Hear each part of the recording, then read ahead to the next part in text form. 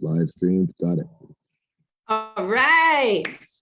We're doing it. This is incredible. And I love that you're in your car. I feel like it's just the perfect scenario. And so anyway, everybody, welcome to this beautiful conversation. I can't tell you how excited I am and how timely I feel this conversation is with the incredible, the brilliant mind, one of the two minds behind the beautiful book, The Myth of Normal, Trauma, Illness, and Healing in a Toxic Culture.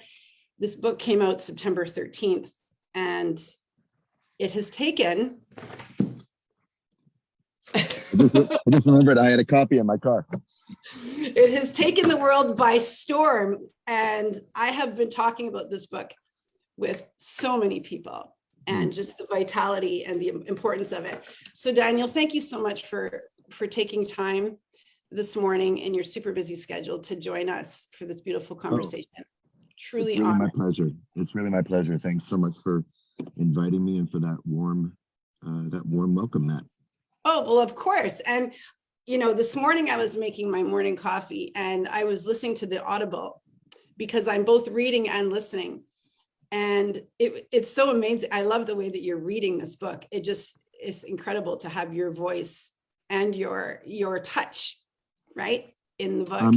I'm really glad to hear that. You know, I've felt very confident about the book itself, but I have to tell you, like since recording the audiobook and then listening it back myself, that's the one thing I've been insecure about. Like, oh, is it warm enough? Does it feel announcery? Like I get when I hear my voice performing something, I got a bit neurotic about it. So all the positive feedback about the audiobook, you know, I do some voices sometimes. I'm like, oh, is that glib?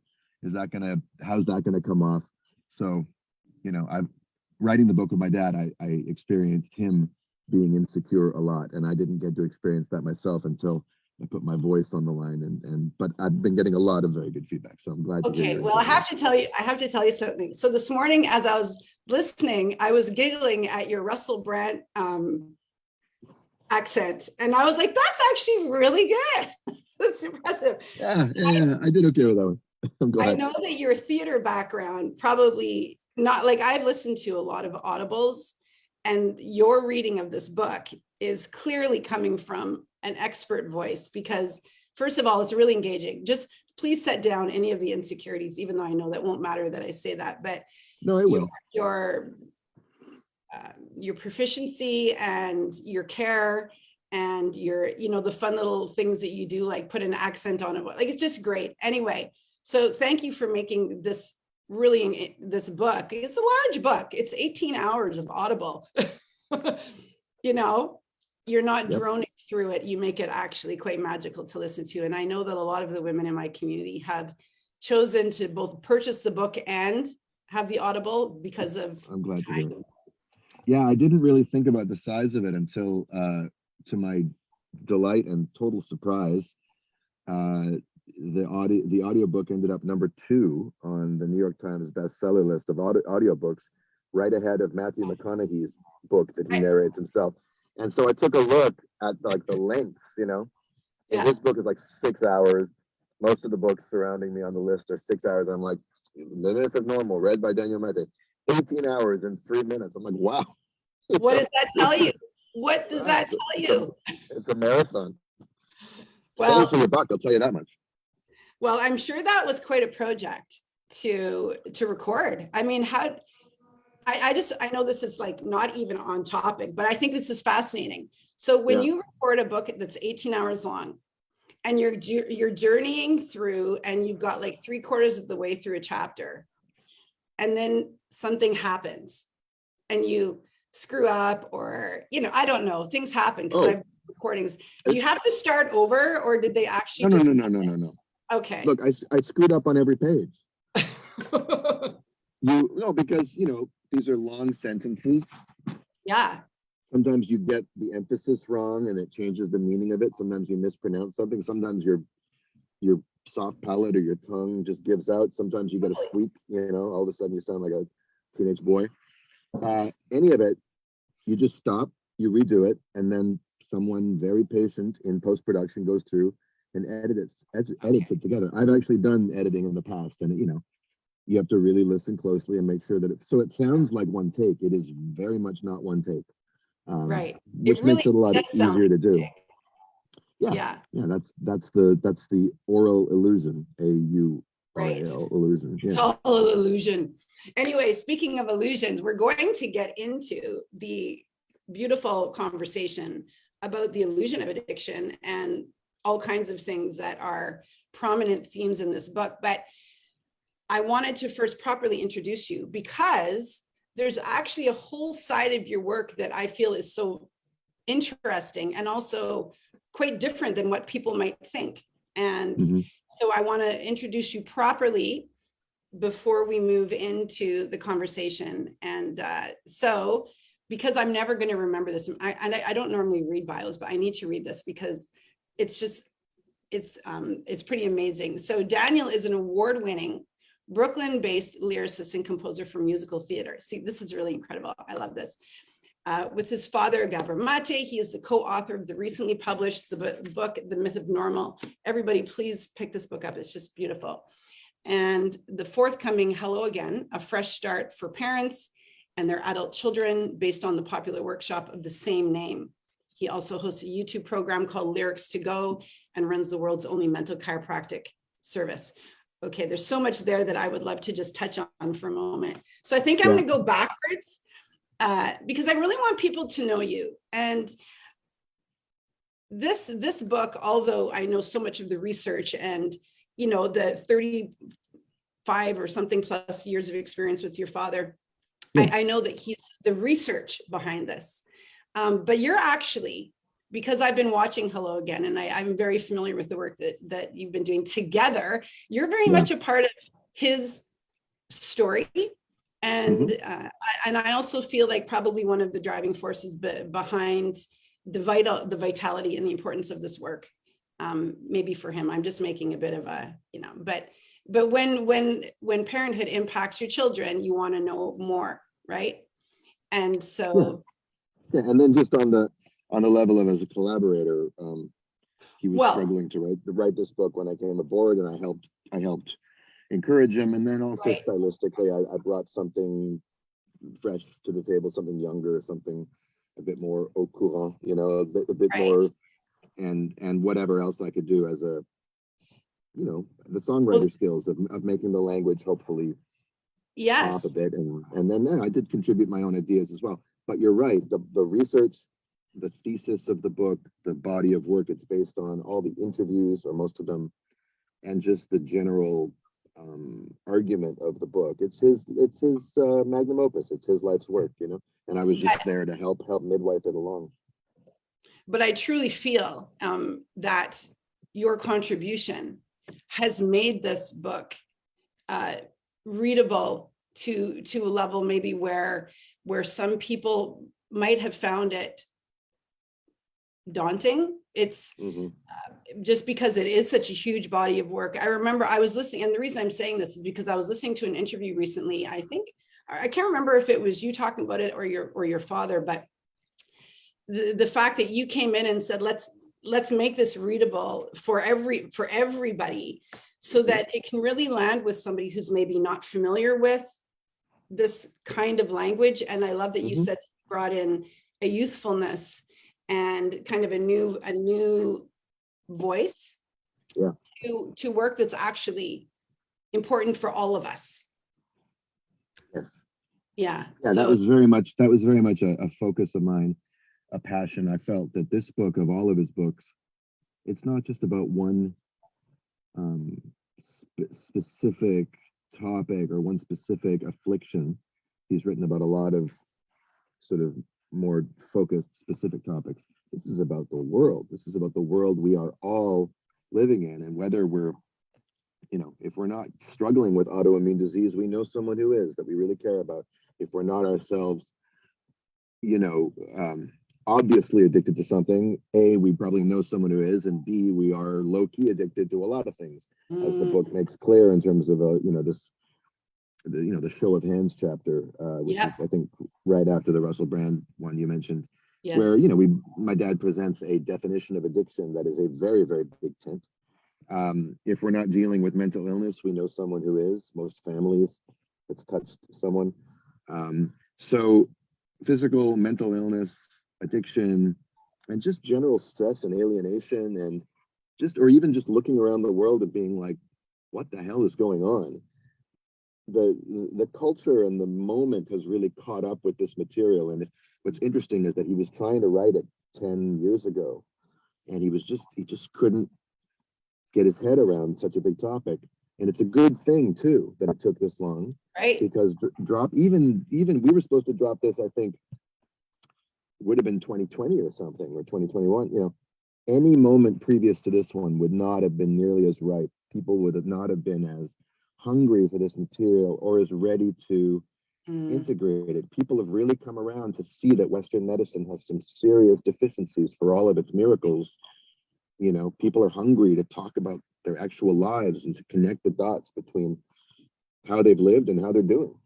So it's all timed out, I think, pretty perfectly. And so, yeah, I mean, it's been quite a ride for me to be along with, but I appreciate what you said. And I think I can, at this point, confidently stand in the contribution I've made, and feel like I've really contributed something to my father as well. Like, he really needed to get this book out, and I know I assisted him in that, and then just for myself, selfishly, it's such a huge opportunity. I mean, how many people can say that they've been able to collaborate with a parent on something of this much import and consequence? So, yeah, it's been amazing. Right. That's really beautiful. I love that. And knowing a little bit about your story, and I would like you to actually share that in just one moment with your father. I would love to ask you this question. Might be a little bit personal, but I feel like you can do it because I know you've had these conversations from a stage. How has this journey with your father in collaboration, and also being a voice for his work, how has this grown you on a personal level and also on a spiritual level, and in this work?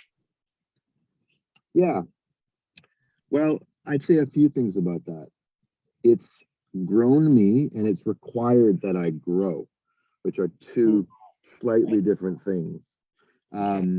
The way that it's grown me is I've had an opportunity to not, we don't want to gauge our own worth in terms of the work we do in the world. Like, on one level, spiritually, we know the truth that we are all inherently whole and perfect, and valuable just for existing and all that kind of stuff. And we live in a material world, as Madonna said. And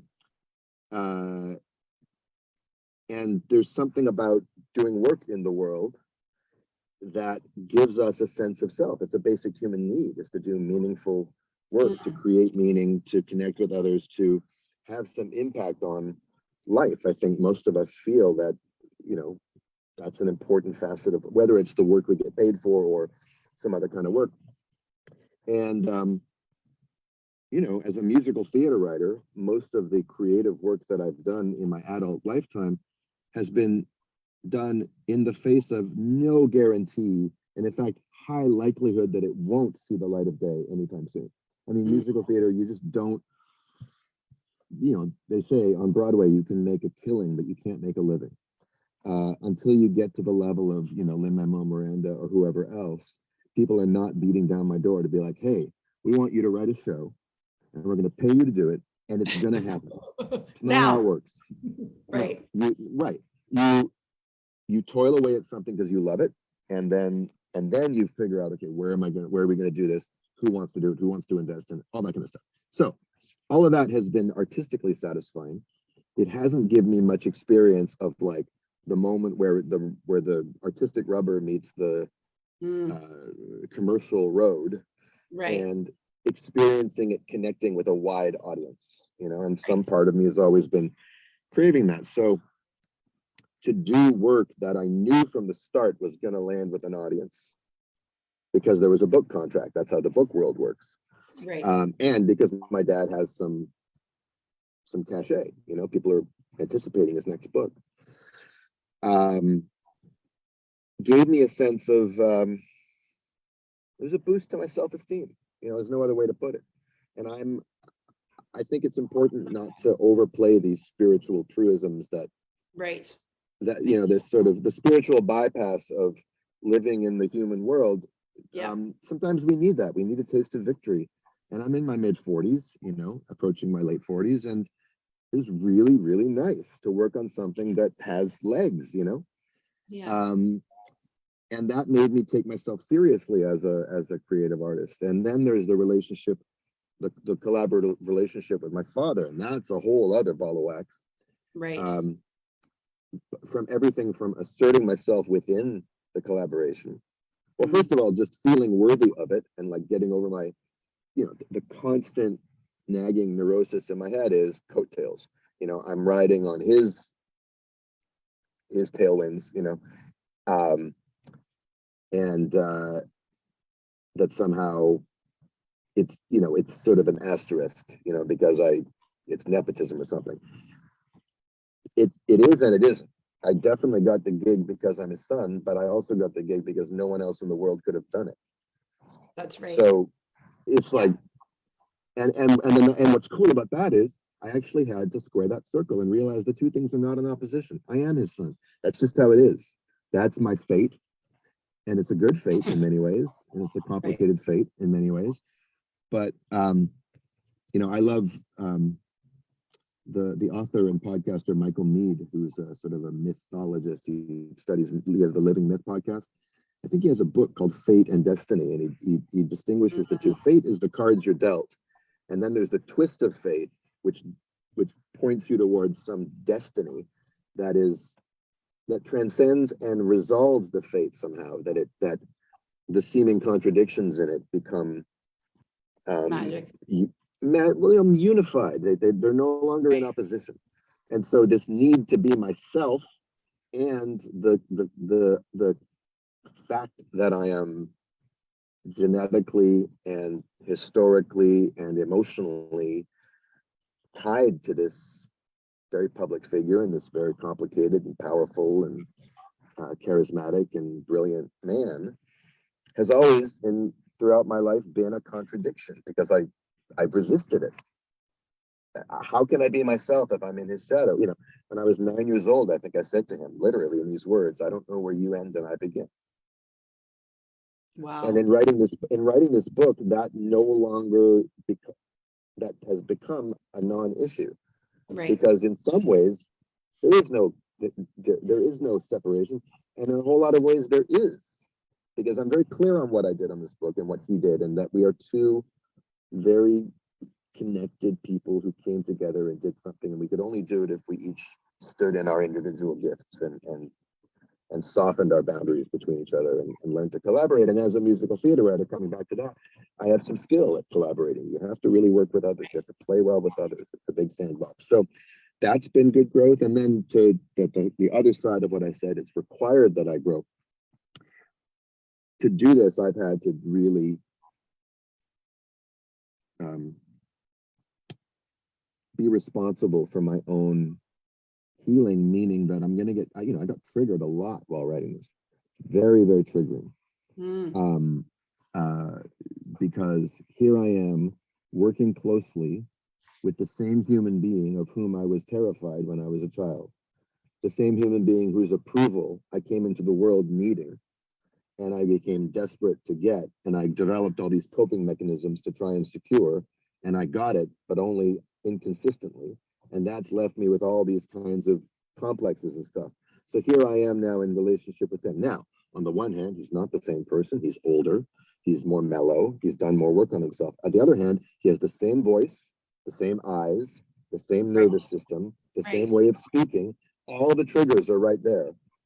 Wow. So Interesting. you can get triggered by your spouse or your boss or a stranger on the street, and they have Right. nothing to do with your childhood. Try working with the person who was there every minute of your childhood. It's really, and as we say in the book, the trigger is the smallest part of any weapon. So I have to Mm. deal with where's my safety switch, where's the payload, where's the bullets, where's the chamber, the rest of what am I carrying basically, what ammunition am I carrying, and why is it setting me off? Meaning I had to do some therapy. I had to have someone to talk to be like, oh, this week this thing came up with my dad. We were fighting over this bullshit, and I was just remembered. I was totally just transported back to my childhood. The fact of going into a financial partnership with him, where we had to negotiate my split of the book, even that brought up a lot of stuff around the lifelong relationship between resources and money, and the way that gets twisted up in the parental relationship, which it does for so many people. Family and business is the source of so much conflict. So all of these things have, and the thing is, and this I think is a good lesson in general, he cannot heal me. I can't keep coming to him, asking him to change so that I can be better, because that's not real growth. That's still a child mentality, and it's not going to happen. There are no reparations. There's redemption, but redemption has to happen in the present, meaning I got to deal with the disappointments that come with the way my dad's, the fact of who he is, makes me feel sometimes, and how I feel about it. So all of these things, the word I keep using, going back to, is scaffolding. The whole process was a kind of scaffolding for a container inside which a lot of overdue growth could happen. And it's been very beneficial, both inside the relationship and just in my relationship to myself. Wow. What a beautiful, thank you for that super honest and vulnerable response. And I feel that within the Uncommon Woman community, which is really a community, a platform for women who have powerful stories, not unlike yours or mine, stories where there's been some kind of a fracture. I know that was the word that really, that word resonated with me a lot in the book. Yes. There was a fracture there, because fractures can be healed, but they take love and nurturing, and then there's a change, right? There's a change, like some level of permanency, that the fracture, like in a bone fracture or something, the bone is never exactly the same.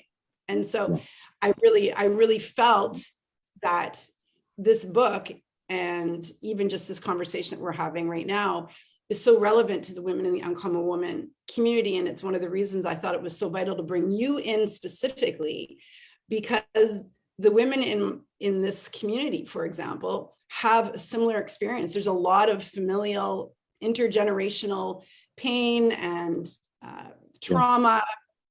And the journey in the Uncommon Woman community is a journey of healing. And I often, when people say, I've done the work, this is a term that people use a lot. And I say, oh, really? How did it go? Because I feel like I'm going to be on this for a lifetime, So I don't know that we're ever done the work. Well, I'm quite sure that I'd be confident to say it's impossible to be done the work. Yeah, I hope not. I hope we're not. Right. I hope we're never done until we're done. Right. So we're done. Exactly. But I think it's so beautiful and so powerful for the women in the community and people who are watching to see that there can be pain and healing. Something that was interesting that happened several months ago. My mom has recently been diagnosed with cancer, and she had gone to a doctor because she was having some pain. And the doctor said to her, well, pain isn't always a bad thing. It's often a sign of healing. And so when she came home with that, it was quite reassuring for her that amidst the pain that we experience, there's healing happening. And so, just in relation to your journey, not only in this book, but I'd like to actually get into some other aspects of the book in your collaboration with your father, that there has been, it sounds like, a level of healing. So that's really beautiful. Yeah. Part of healing is resting the part of the body, and part of the healing is strengthening the stuff around it. And right. Yeah, I think both have been the case for sure. That's gorgeous. So I wanted to address a few of the things. First of all, one of my favorite chapters that I've read so far is actually Show of Hands. I love that chapter because it addresses addiction and some of the myths out there around addiction. And so if you could just maybe extrapolate a little bit about this concept of, I wrote it down because I thought it was really interesting. Biology versus biography. And there's so much language and so much conversation around the biology. And, you know, a family member was an alcoholic, for example, or a drug user, or some, you know, had an addiction. And so people say, this is why I'm this way. And so can you just share a little bit about the difference between those two things? Well, I could, but actually the word I would contest in your framing is versus. Because that versus, you know, it's, you know, the Canadians versus the Canucks. That's a competition. That's a, you know, there only one can win. The whole point of our book is that biology is biography, and biography is biology, that these things are completely interconnected. And the fatal flaw of the Western medical system is that it separates these things. It creates an artificial cleavage, pardon the word, between the two, when in fact nature only knows oneness. The life events register themselves in the body because the brain develops under the influence of the environment. So when people talk about addiction as a biological disease, usually what they mean is that it's a genetic disease. Now, by the way, this is me speaking not from my own experience, but speaking for the book and for my father's research and work, right? But I'm conversant in it. There's no evidence that addiction or any other, you know, mental or physical affliction, well, there are some physical diseases that are genetic, but most of the ones that are called genetic, there's actually never been any actual evidence. There's evidence that there are genes that make people more sensitive, which means they're going to feel more pain and more joy, but the pain is what causes those fractures that you mentioned. So that's one of the myths that we try to debunk. One of the normalized myths that we try to debunk in the addiction chapters is that it's somehow a disease. Of course, it's biological, but you know, yawning is biological, and getting angry is biological, and watching a movie is biological. Like there's biology going on all the time. So to try and separate these things out is to miss the meaning, the opportunity to make meaning of these afflictions, and to try to understand what are they representing, how are they manifesting the ways people are living and have lived, rather than just some external invader, some external independent entity, some kind of demon possession. I have addiction, I have this thing, you don't have it, but I have it.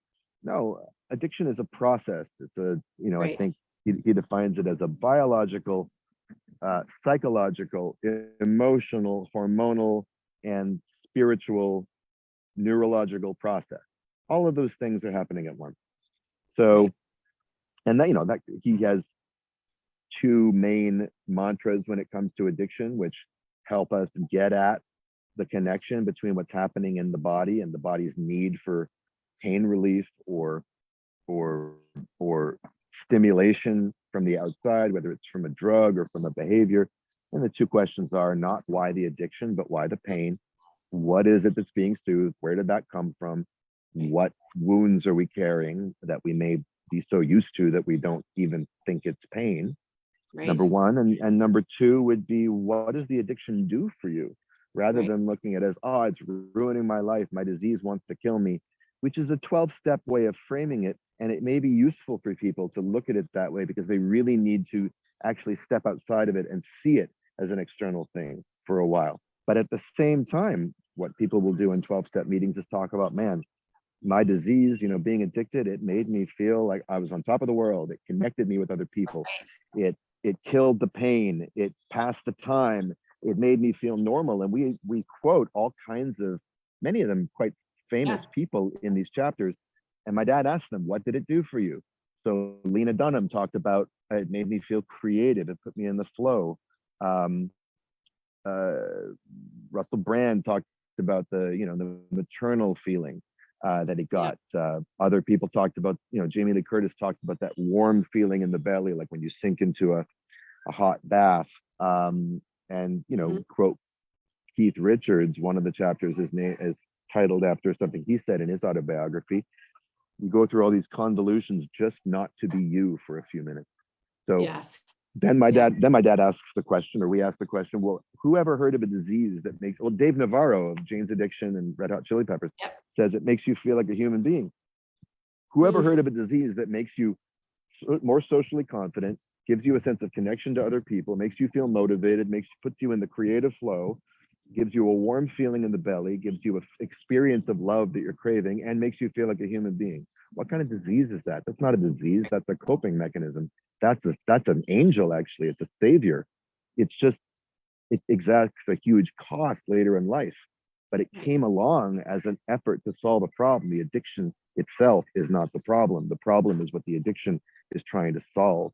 And so in healing addiction, rather than trying to get rid of addiction as a problem, the thing would be to have compassion for the actual problem, the deeper dilemma, the deeper crisis underneath, and ask, okay, I've made it this far. Are there other ways that I could get those needs met?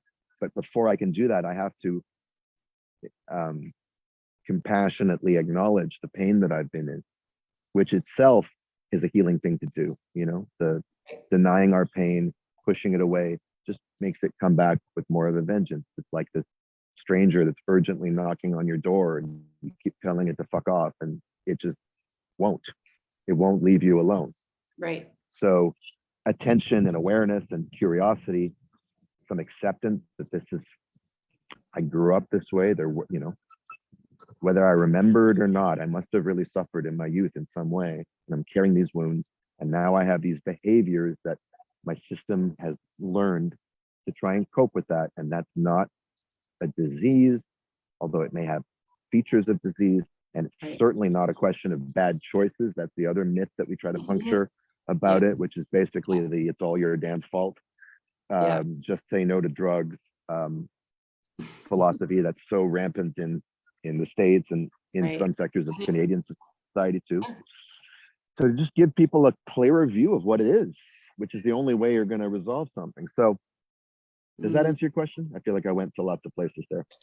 It more than answers the question. And thank you for bringing that forward, because I was just going to say this whole concept of, oh, she just made some bad choices. In fact, I've even used that language when talking about my own relationship with alcohol several years ago when I was in a relatively dark place. And I certainly know that a lot of people within my community have had the same experience.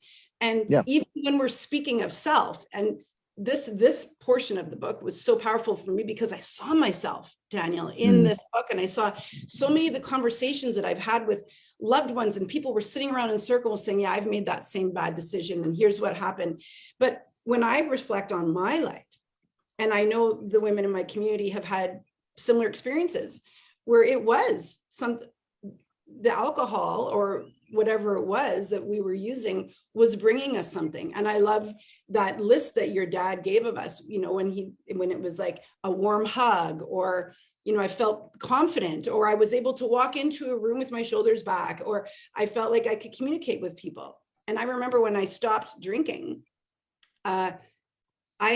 people would say to me, well, what are you going to do when you go out with your friends? And I said, I can be in a room with people and have healthy conversation and not be drinking. And people would respond to me, I couldn't. And so I think that's really powerful. That list brought something forward that I've actually never heard anybody talk about before, which is, what has the addiction done for you? What's it done for you? And we even talk about what is mental illness done for you. That many of these mental afflictions started as coping patterns as well. I speak about mine in one part of the book. I do want to say though, as with any of my dad's teachings or anyone's teachings, I think there can be a danger in turning it into a dogma. And missing the nuance, missing the flip side, because there's always a flip side. So I think the flip side of it's not your fault, it's not a choice, all of that's true. However, we don't want to wipe out personal responsibility once we know. That's right. So for instance, I've had an addictive relationship with marijuana off and on in my adult life, to the extent that I've done it more than I know is good for me. It's had negative consequences, and yet the next day I still crave it. Okay, that's an addiction. That's an addictive relationship with something. Clearly, it does something for me. It stimulates my creativity. It makes me think that every thought I'm having is the most genius thing in the world. It you know, I'm playing guitar for 2 hours uninterrupted. It's great. Then I listen back to the recording of it the next day, and it's like, oh, that was mediocre. And then I need to do it again. Okay, that's clearly addiction. Now, on one level, to berate myself, oh, I made such a bad choice that, you know, I've ruined my life, sort of a self-accusation is useless. It's totally counterproductive. It actually keeps me doing the thing. What you resist persists. On the other hand, I think it's legitimate in a particular case, like if I wake up on a Friday after a Thursday night where I had told myself on Thursday afternoon, not tonight, and then I did it anyway. I justified it to myself somehow, and I got high, and I wake up feeling cloudy, and I didn't sleep well, and now I have a job interview the next day, or I have a first date, and I'm not feeling fully like myself. Right. Well, I wouldn't want to completely not be able to say, oh, well, that wasn't very smart, was it? You know, like that. I want to be able to like learn the lesson, experience. Now, the key is not to be so harsh with yourself that you feel that you're inducing shame in yourself. It's more just about intelligence and discernment. Okay, maybe next time I feel that craving and I get that justifying voice in my head being like, yeah, but this time it'll work. Let me just make a mental note. And I think that comes from not from self-blame or self-punishment, but just an intention. You set an intention. I'd like to be healthier. I'd like to make truer decisions that are more aligned with what you know. But when you're trying to align something, and I do this in mental chiropractic with people, that's why I call it mental chiropractic. There's no room for shame and toxic blame and all this kind of stuff, but there is room for like, damn it, you know, like responsibility. Responsibility. Be objective about it. Don't try to wipe it away with this kind of airy fairy. Oh well, you know, it's like I said about taking spiritual truths and using them to kind of launder and make reality more vague than it is. No, be accountable. I did that. Okay, I did that, and this is the consequence. Okay, maybe next time I'll choose the same thing. Maybe I won't. I don't need to beat myself up about it. But I'm already beat up by the consequence. I'm living the consequence. That's called responsibility, and that, you know, not a coincidence. I think that responsibility sounds like responsibility. If I actually am accountable, you know, and agency is one of the 4 A's of healing that my dad lists in the book. Then I'm able to respond rather than just react, and maybe I do something different next time. So, you know, that's always trying to walk that line. And I think that most people want to be responsible. Right. And, you know, I think that one of the things that it did, that perspective, was it just kind of evened out the scales a little bit, because there has been quite a heavy focus on the negative aspect that must make you somehow flawed or imperfect or irresponsible. And one of the things that I thought was really great that comes out in the book are lots of examples of people who are incredibly successful and who have in many ways been able to hide an addiction. You know, even someone like Jamie Lee Curtis, or some of the medical professionals that your dad spoke about. There were a lot of people who, from the outside looking in, people would say, wow, they're doing an incredible work in the world, or they have such an impact. But then when these people actually lifted the veil, they talk about addiction, and then, you know, people will come out and say, oh, I think it's so amazing that Jamie Lee Curtis is so open and honest about her addiction. You know, but then if it's somebody else who doesn't have that same social impact, for example, there's a little bit of a different perspective. So I just thought it was so beautiful to put those people amongst those stories, amongst the other stories, as in, we're all equal. This is a global. Yeah, we're we're all pandemic. in the same boat. We're all in the Right, same boat. Some of us are in the first class cabin and some of us are in coach, right. but the Titanic is, you know, it's one big boat. I think And it was that one, what was the line that said, oh, like, you're, there was a quote, it was quoting somebody else, but it was like, we're all in this together, or, oh, I can't remember what it was, but it was like, we're all walking this planet together, something like that. I don't know, but it was basically like, we're all in the game together. This is all of us. This book is all of us. This conversation is all of us at some level. yeah, and one of the automatic implications of the title, The Myth of Normal. Yep, If normal is a myth, then what else is a myth? right, right. Abnormal, Yeah, right? Because you can't have normal without abnormal. And the idea that there's some of us who are not traumatized, and then there's the traumatized ones, and they're abnormal. No, actually, I mean, yes, there are differences between us. There are right, differences in terms of race, class, age, gender, sexual orientation, uh, life experience. It's just the case that some people were raped as children and some people weren't. And I'm very fortunate to be one of the majority of people, I think, who weren't. And that's going to have a very different impact on one's life than what I went through. However, right. uh, at the same time, we don't want to use those differences to erase the similarities and the commonalities, because the more we can see what we have in common, the more we might strive to create a system that works for everybody. And that's a non-toxic culture, one that promotes human growth, that one that Right. understands what all human beings need, and one that has compassion for, you can't actually have compassion for others unless you have compassion for yourself. If you're Oh, denying your own pain, if a doctor who in fact is addicted to work or even to amphetamines to stay away, I mean, there are doctors that have crazy suicide rates. You know, right, they're traumatized in medical school by design, like in right, army, break you down. But if a doctor is not aware that he or she is suffering and is carrying wounds, what are the chances they're going to be able to really sit with their patient's pain and see it? If a right, judge or a lawyer is so identified with their public role as like the arbiter of justice, sitting high and mighty, that they can't feel.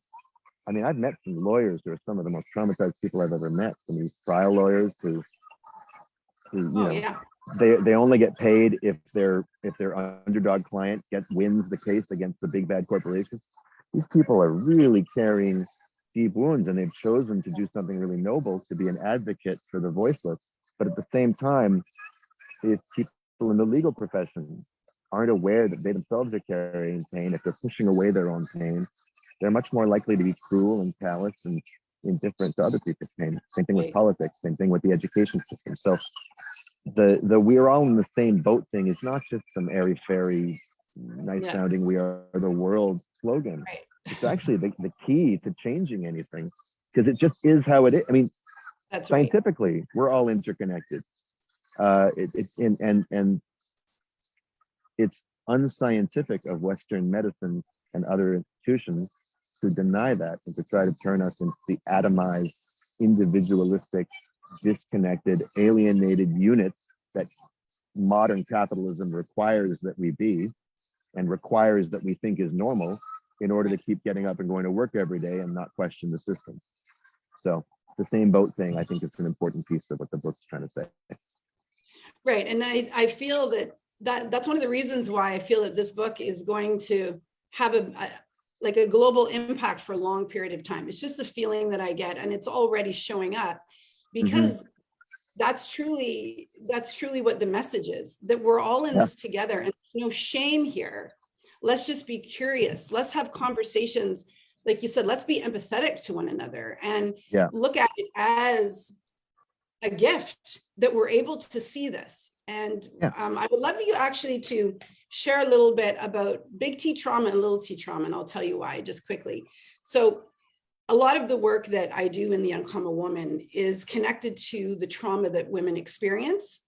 And almost always, like 99.9% of the time, but I probably in the book they would say 100%, that it's connected to, like, who they are as an adult is connected to their childhood development. But so many women will come into my community and say, I really didn't experience any trauma in my life. Mm-hmm. And I was one of those people Mm-hmm. who would say that, because I had a happy childhood with loving parents and this kind of thing. Mm-hmm. But one of the things that I really loved about this concept of trauma, big T trauma, little T trauma, that it actually shows you that there might be reasons why you feel the way that you feel or experience what you're experiencing in your adult life. Although you might have felt for a long time that if you didn't have somebody in your immediate family die, for example, or if you didn't experience abuse, that you must just be screwed up because you don't have any reason for it. Yeah. No. So can you share a little bit about the big T and little T, just in case there are people here who haven't read the book and, Yeah, sure. I would love Sure. that. Well, so one of my dad's favorite party tricks is the Happy Childhood Challenge. Yeah. And I've seen them do this with many people. And, sometimes I roll my eyes. I'm like, Dad, just let them have their rosy story, But no, it's true. If someone really wants to get to the heart of why they're suffering now, whether it's physically or mentally, it's helpful to get real. It's helpful to get real, because it lifts the veil, like you said. So you don't have to have had a miserable childhood to be traumatized. The two types of trauma, and I don't think my dad invented this concept of big T, little T. Bessel van der Kolk, I think, has talked about it. Peter Levine has talked about it. Right. But big T trauma would be the horrible things that happen. And little T trauma would be the necessary good things that don't happen. So,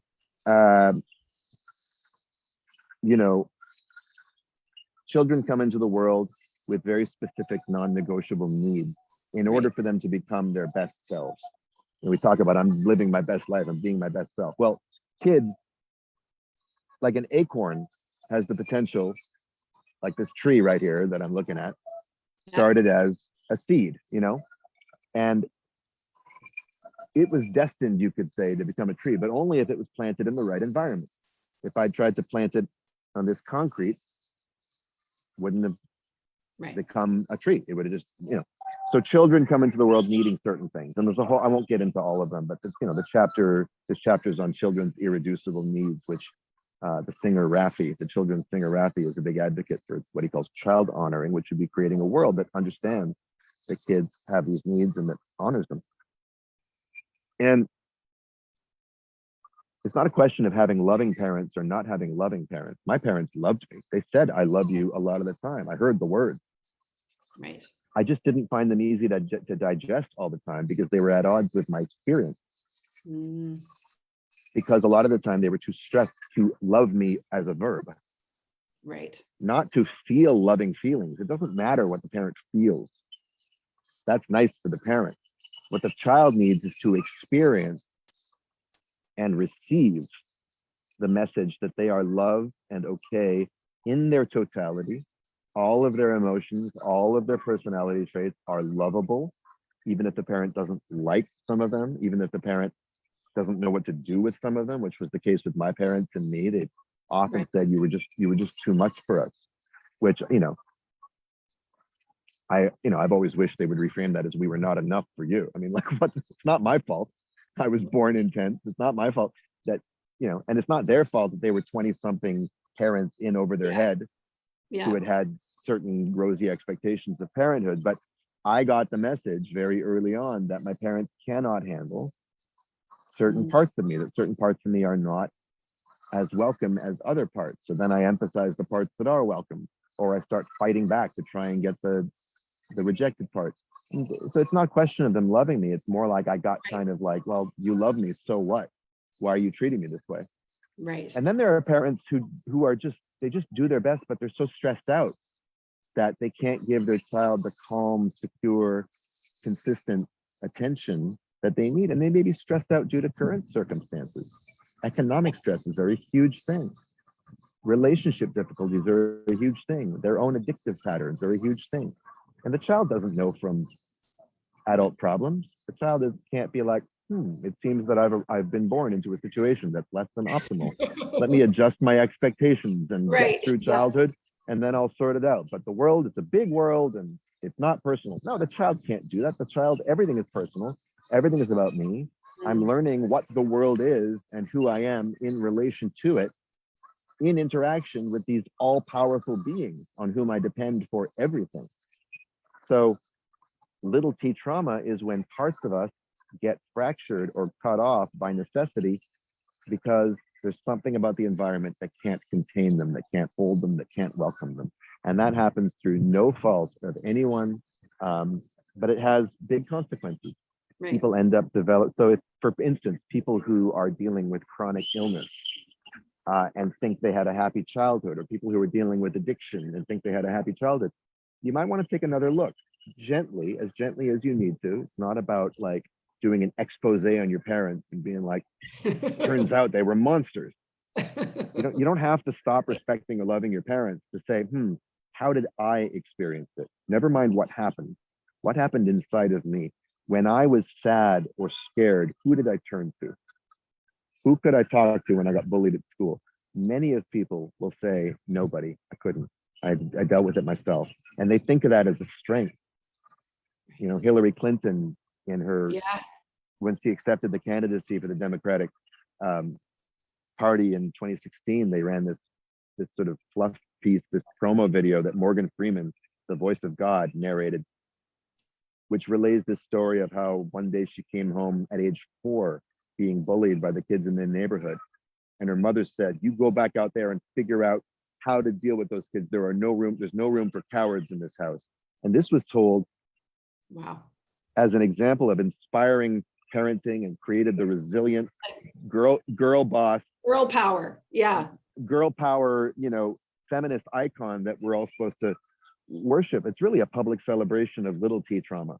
Right. And then there was also big t trauma in that house. The father hit the kids and yelled at them and all that.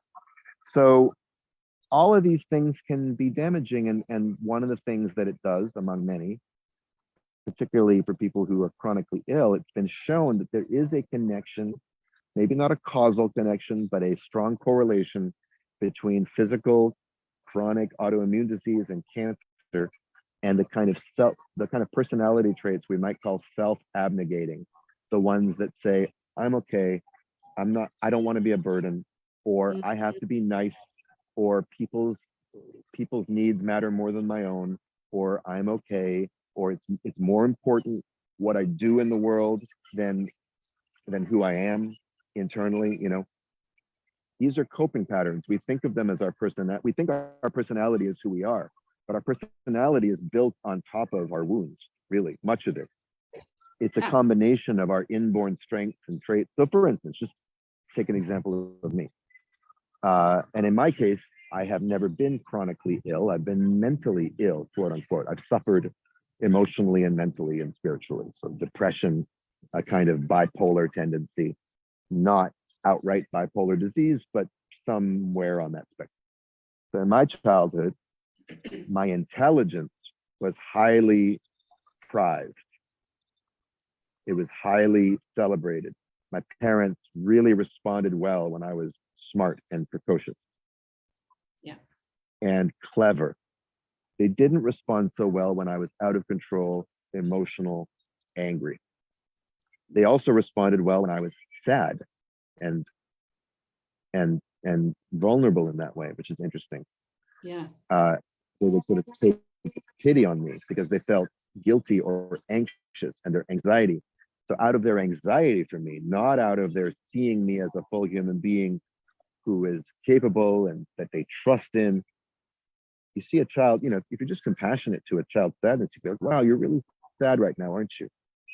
If you're anxious about your child and you see them suffering, you're going to mobilize to change it somehow. And you don't trust that they're going to move through it. Okay. So these are all the mixed messages I got as a child. Well, then, as an adult, I'm a hyper clever, I'm the quickest mind I've ever met. My dad says the same thing. Says I'm the only person he's ever met who's quicker and smarter than him. I love it. And, you know, that's partly a badge of honor, but it's also a curse. It makes it hard to just relax and just have conversations with people. You know, it means I have to be operating at a very high pitch of intensity.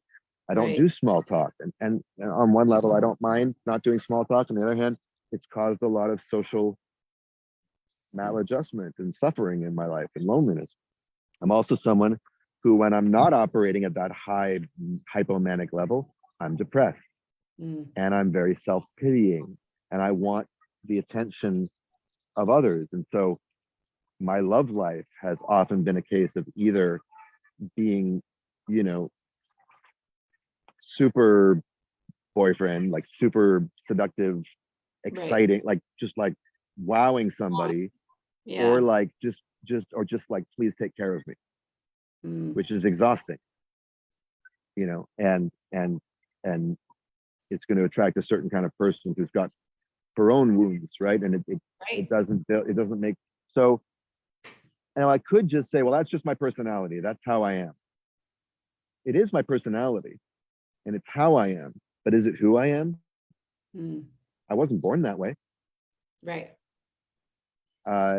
So any of these afflictions, things we're suffering from, can be clues. I think of them as trails of breadcrumbs, like in Hansel and Gretel, that lead us back to the original scene of the wound, you could say, not scene of the crime, but scene of the wound, and to try and put the pieces back together and be like, oh, okay, I learned to be hyper clever or hyper attractive or hyper nice or all any of the other personality traits that I compulsively act out, and I can't be any other way, even if I want to.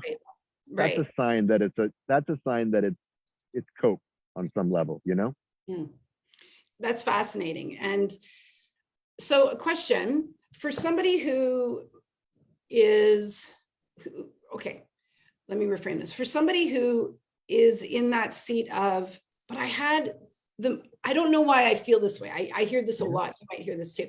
I don't know why I feel this way, or I don't know why I feel depressed, or I don't know why I can't seem to be motivated, or I just feel, you know, but I had such a great childhood, or I had such a great experience, and I don't see my life as broken. Maybe I'm just bored, but there is for sure under that some kind of an undercurrent of pain and trauma or something experienced. What would you say would be like a really great first step for somebody? Because sometimes what happens is that and I know I've done this, there's this desire to protect the parents, right? Like, I want to protect my family unit. I want to protect my parents, their feelings. I don't want to hurt their feelings. I don't want them to think that I don't love them or that they weren't good parents. And so we depress. I know that was a conversation in the book. We depress our emotions, and then we become depressed. And we're like, I don't know why I'm so depressed. So what would be a really great first step for somebody who is a little bit afraid to go there, but this conversation might be resonating with them? Well, you can't force any of these things. Right. You know, you could read the book. That would be a good first step. Yeah. But just because Gabor Mate and Daniel Mate tell you may be carrying trauma, you don't want to be like, okay, yes, I am carrying trauma. Like, now that's my new identity. Some part of you isn't ready to admit that yet. Acknowledge that. There's some part of me that isn't quite convinced. What you do is you open the door. How do you open the door? You ask the question. I wonder. Right. I'm curious. I've had this, you know, Stephanie Whittles Wax, who runs the Last Day podcast on the Lemonada podcast network, has had my dad on a few times. And there's a story in one of the addiction chapters about when he was on the podcast and he did the Happy Childhood Challenge with her. And within 5 minutes, she realized, oh, shoot. And she said, I think the quote is, "You are absolutely fucking correct. My talking points on my childhood have been incomplete." Not incorrect. Incomplete. I love that. Yeah. And so that's one thing. You just open the door. Okay, I'm suffering. I'd like to know why. I've had a certain version of events. What if I reopen the investigation just to see what happens?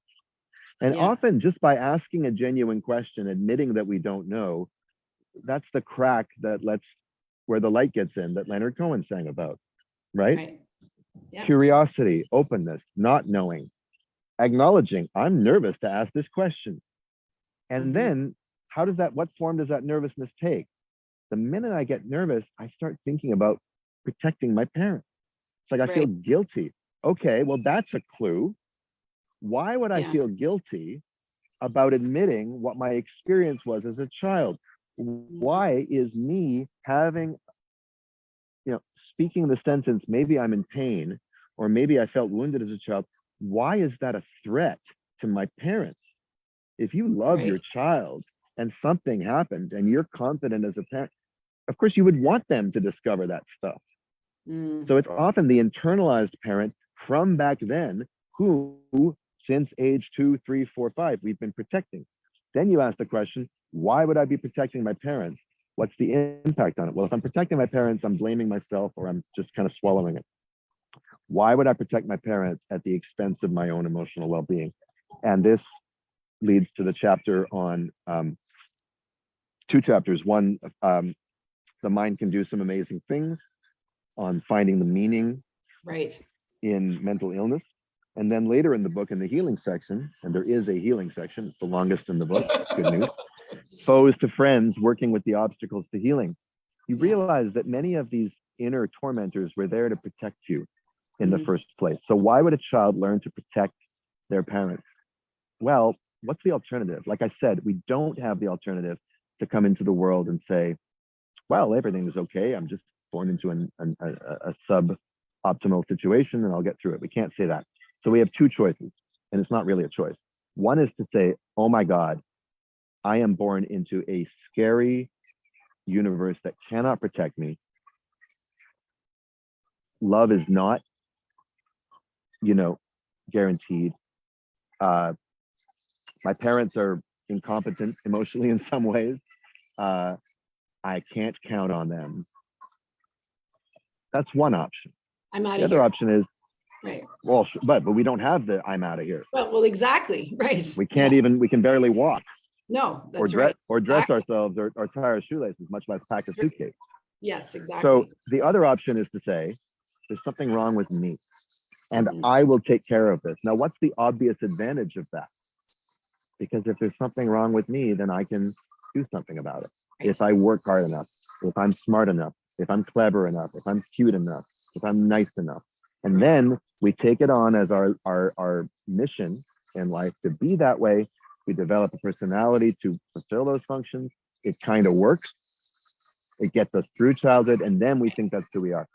So again, it's just about questioning the things we think are unchangeable about us, being honest about the impacts, being honest about what it's really like when I have to be nice all the time. There's an exercise in the healing section called Before the Body Says No, where you do a kind of inventory. Where did I fail to say no to somebody this week? And what was the impact on me? You start to sensitize yourself again to these little self-betrayals that are not purposeful, but they're habitual. Right. And more, you just get more hip to your own tricks. Your mind's tricks. Like, oh, okay, yeah, that's just a habit. That Right. doesn't lead anywhere good. What if I could learn to say no a little quicker, or even after the fact, a little quicker to say, ooh, that sucks. Wow. So it's just Well, the intention and the willingness, really. You don't have to dive all the way in. You don't have to go do ayahuasca and have some kind of like sudden shocking, that wouldn't be good yeah. for most people Right. to these Yeah. repressed memories that come up. That's very disturbing. You can really titrate. You can really just gently Right. open an investigation and see where it leads you. Well, and I think that for a lot of the women in my community anyway, that is, just the curiosity in itself, Daniel, is a huge step for them, because Absolutely. our first basic need is safety, roof over our head, those basics. And when we start questioning the structure that keeps us safe, it's threatening. And I've had women say to me, I really want to share my story, for example, because one of the things I do in my community is I support women as they start to access their truth so that they can talk about it. This is a huge challenge for a lot of people, because that basic human need is being threatened. And these are women who are my age, right? They're in their 50s, or they're in their 40s, or they're even in their 30s. Like, they even have their own family unit. They have a husband and children, but yet the child in them says, if I talk about my sibling, or if I talk about my uncle, or if I talk about something that happened to me in my childhood, I might actually lose everything. I might And destroy my family. And this that's is right. one of the, this Yeah. is one of the family is one of the places that we learn and internalize the myth of normal. Everything is fine. All systems normal. Don't rock the boat. This is just the way it is. And it depending on what kind of, if you grew up in a waspy repressed culture or a dutiful traditional culture, that's Right. going to have a certain, but really all cultures, people, Yeah.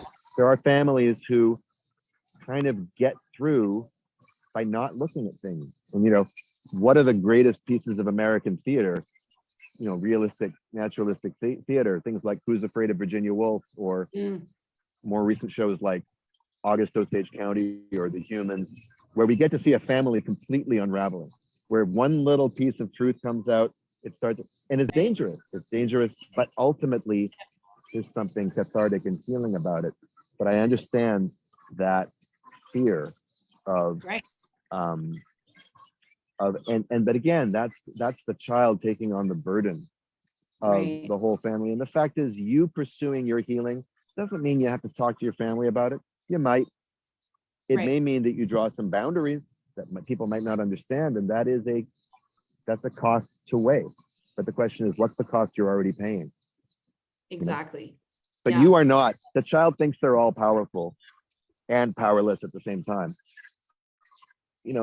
You admitting a little bit of truth to yourself, oh, I felt really lonely around my family sometimes, or my parents didn't understand, they couldn't handle my anger. That's not going to kill your parents. Right. And especially if your parents are already dead. But sometimes people feel the need to protect their parents from beyond the grave. It's that. Oh, absolutely. Absolutely. And I've had that conversation more times than I can count. Just talking about this fine line between honoring family and also honoring self. And yes, and I should say that it's actually possible to be, it's not either or. You can be very compassionate towards your parents.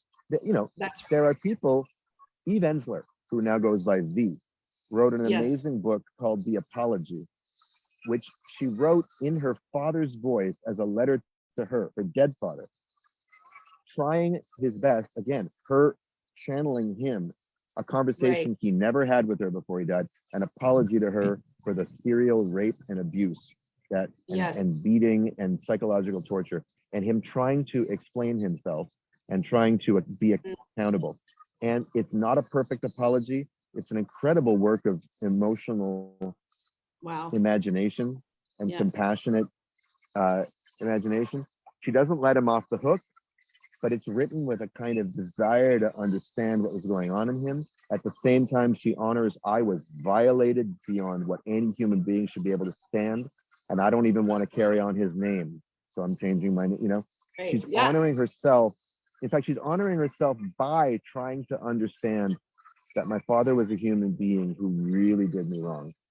So actually, and that's an act of huge courage and I think artistic brilliance, the ability to hold those contradictions. But it's just to say, even in the most extreme circumstances, even if you choose never to speak to this person again, it doesn't mean that if you acknowledge your own pain, that you are killing them off, or that you can't be compassionate. You can be compassionate and you can still say, I deserve better than this. Truthful, right? There are women in the Uncommon Woman community who have experienced a very similar story. And we've often talked about grace and forgiveness. And just, because I haven't had that experience that V had, for example. So what I can say is, if the forgiveness piece doesn't seem possible right now, that grace, that ability to recognize your own pain and honor your own pain and feel all of the emotions about it, but also to recognize that there's another story connected to that story, right? And if and when you're ready to get curious and walk down that road and do some study about what the background is, you might find that not ease the pain, but it will give you some level of understanding or clarity about the situation that person was in, right? That sounds And right it's to just, me. And yeah, you know, just creating a bigger perspective than just this, because there is that's so right. much. And to accept the fact, and I've had to accept the fact that my anger at my parents has a life of its own. Right. It's been necessary. At a certain point, it overstays its welcome when it keeps coming back over and over again. There's Right. something maybe I'm not taking responsibility for, or I'm not forgiving that maybe I could, or that I'm not accepting. You know, and then the anger moves to sadness. It makes me sad. Certain personality dynamics or relational dynamics that still exist between my parents and me sometimes. But my rage at it is the rage of a 3-year-old. And it actually doesn't. Now, healthy anger is different. Say, hey, Right. I'm not having that conversation anymore. I remember a few years ago when I told my dad, you don't get to comment on my portion sizes or the food I eat anymore. I'm not going to listen to it. It just doesn't give me anything. It doesn't advance anything between us. I'm in my 40s now. You deal with food the way you want to deal with food. I'm going to deal with food the way I want to deal with food. And that was coming, I was angry before I said it, but after I said it, that was just like new rule. Right. It's okay to set a boundary as the child. And, you know, it's something that it takes practice, because that's not something that we had access to when we were young. What do you mean? I tell you what to do. You don't tell me what to do. And that's right. Stepping into our own sovereignty, and as you said, agency, and saying, I'm an adult, here's my boundary. Yes. And there actually is an expectation that whether you follow it or not, my expectation of self is that I hold it. I think that's right. Now, speaking of limits, I'm going to have to duck out fairly soon. Yes. So maybe, you know, 1 or 2 more questions I'd be happy to take, and then I'm going to have to say goodbye. Yeah, for sure. Because I'm actually taking a mental chiropractic walk with somebody at noon. I got to get prepared for that. Okay. So maybe this is a good place to segue into, you know, the mental chiropractic. Like, what can you talk a little bit about what that is, so that people understand what it is that you do? I would love to hear. I'd be glad to do that. So it's called Walk with Daniel, walkwithdaniel.com. And I started it 4 years ago on the strength of 2 observations that other people had made about me. One person who there was a time back when I was married to somebody who was apprenticing with my father, when I was like in the ayahuasca integration space, doing the kind of thing he did. But one of the participants, and I'm no longer doing that, and I'm no longer married to that person, but one of the participants in one of these retreats said to me, you know, you don't actually work the way your father does. I said, I know, and I like that, but I don't know what to call what I do. He said, well, you're not a therapist, you're a mental chiropractor. And that sounded right to me. There's something about chiropractic that is direct. It's an intervention. The person wants to feel better now. It's right. We're not looking at the source of the pain or your injury history particularly, although you keep it in mind. You get in there, you manipulate, you use your hands, you make an adjustment. You look at what's out of alignment. You look at where nerves are pinched. You look at where vertebrae are in the wrong spot. You look at where muscles have tightened up so that things are out of whack. And then you make the adjustments. And in my case, I do it with people's minds. In the spiritual world, I think, I've observed, the mind gets a bad rap. It gets overlooked. We're supposed to, you know, watch our mind. Just observe the thoughts, you know, the Eckhart Tolle thing. Nothing wrong with it. It's good meditation practice. It's good mindfulness practice. Very healthy.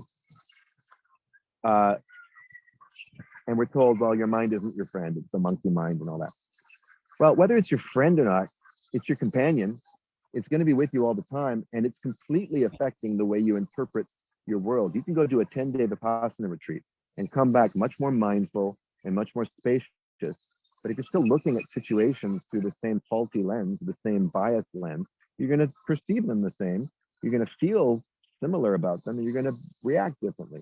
The whole idea, hopefully, of doing spiritual work is that your mind aligns into a more spacious and accurate and objective, clear thing. And I find that it's actually possible in the span of one conversation, if we have the intention to do so, to get unstuck. And so in mental chiropractic, I don't deal with big capital I issues. Someone comes to me and say, I have sexual trauma. I'll say, go see a therapist, a somatic therapist or whatever. Right. I have daddy issues, go see a therapist. I have commitment issues, go work on that in some longer term thing. But if someone says, there's a conversation I need to have with my spouse, and I've been trying to have it and I can't have it.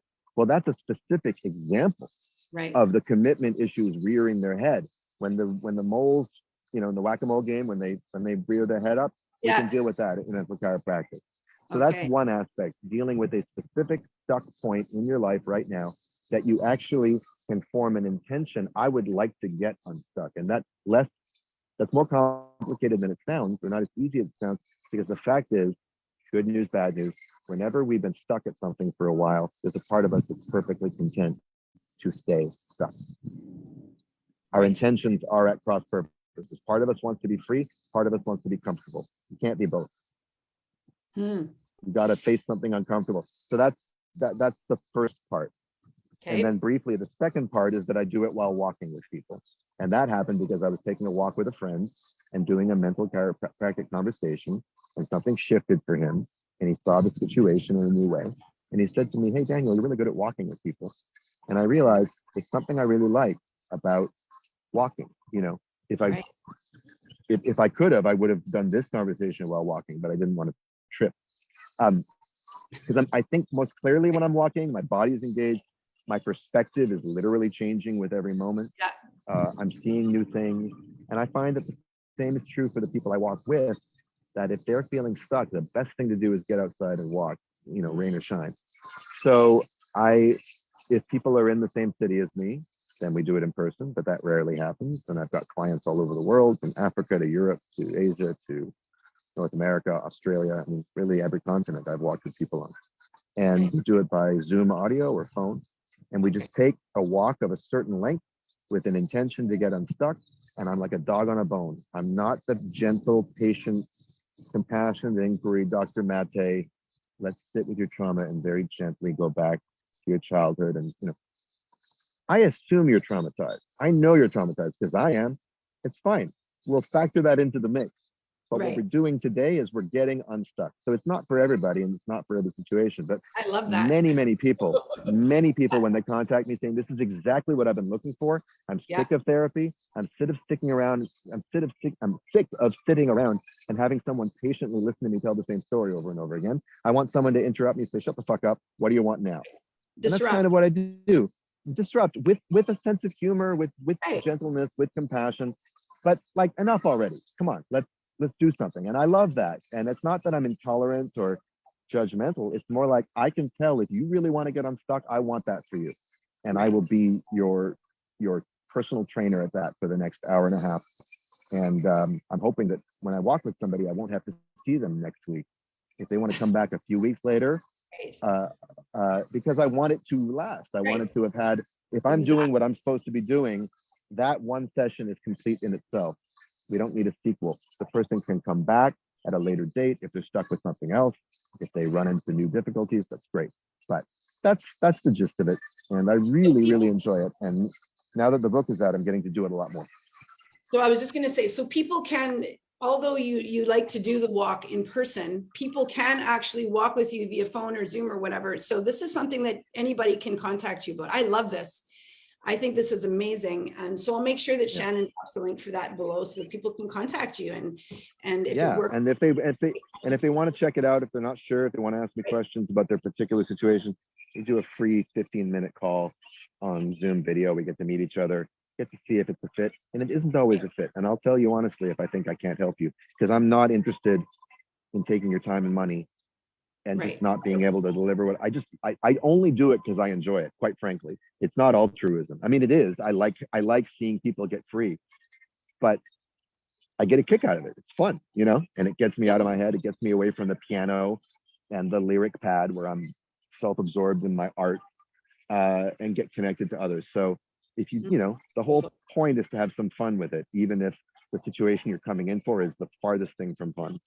Right. Especially I love that. Thank you so much for sharing that. So I'll make sure that we drop that in. And so as I told you before we head, I just want to share this, that I told you, I think when we were chatting yesterday via butt dial, which was, I was like, oh my gosh, that I'm running a book club starting on Tuesday that is going to do a deep dive into this book. And I think we're going to run for either 6 to 8 weeks. Right now, I have it broken down into 8 weeks just because of the breadth and depth of the book.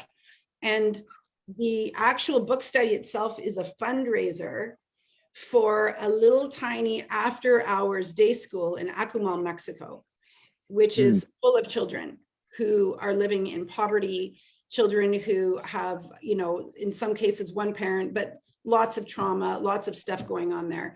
And so this conversation is so vital in that moving forward into Tuesday. Now we have some, you know, I feel like the women who are on here watching and also just having a conversation with you will give me a really great foundation for leading. So first of all, thank you.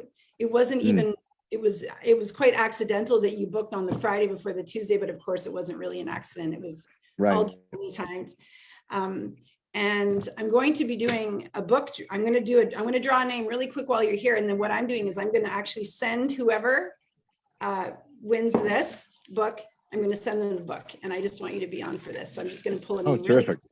It was just for anybody who shared this conversation out into their social media. So Teresa Weatherby, who's one of the incredible women in my Uncommon Woman community. Teresa, if you're here live, I'm going to send you a book and it will be the hardcover, which is so gorgeous. It's massive. It's beautiful. And I feel like everybody wants to have their own to like mark up and make notes in and sticky notes. It's a nice cover, isn't it? It's a really good looking book. It's gorgeous. And I noticed that they actually kept a similar cover international, which doesn't always happen. Yeah, no, it's too good. I mean, it's just so eye-catching, and it is. It's beautiful. You know, it's very poignant, I think. Well, that's cool. And look, I mean, if I can contribute anything to the book club, if you want to send me questions, I can record a video response, maybe come live sometimes, answer people's questions. I'd be happy to do that. If I've got time to do it, it would be nice to engage with people as they, you know, actually it'd be good for me to learn how are people processing it, what kind of questions come up, what's clear, what's not so clear. So just, we would love to have you. We would love to have you. And these book clubs are always so rich. And I think that it would be such a beautiful opportunity for people to connect with you. And it's always nice to connect with somebody who's been, you know, involved in the book that you're reading, so that there's a face to the book and you're able to really, like you said, just ask some questions that you might have. So Daniel, thank you so much for showing up today, having a most incredible walk and talk. Can you just let people know where they can find you on social media? I do have the links for your other things below, but on social media, where can they find you? Yeah, on Instagram, where these days I'm posting a lot of book related content, but I also post book non-related content too. It's at Daniel B. Mate, and it's the same. So Daniel B, as in Bolivia, Mate, like mate. Same thing on Twitter. On Twitter, you know, I'm more of sort of a posting ironic pop culture stuff and popping off about politics. It's a bit more, you know, just my other interests. But I do talk about the book too. So, you know, in those places. Please quote unquote follow me. As I and careful what you follow. Let me quote unquote influence you. I hate these terms, but there it is. Well, that's beautiful. Thank you so much. Thank you everybody for showing up today. Daniel, have a beautiful day. Have a beautiful walk. Take care of your heart. And everybody, we'll see you soon. Thank you, Romy. Take care. You're welcome. Bye-bye. Bye.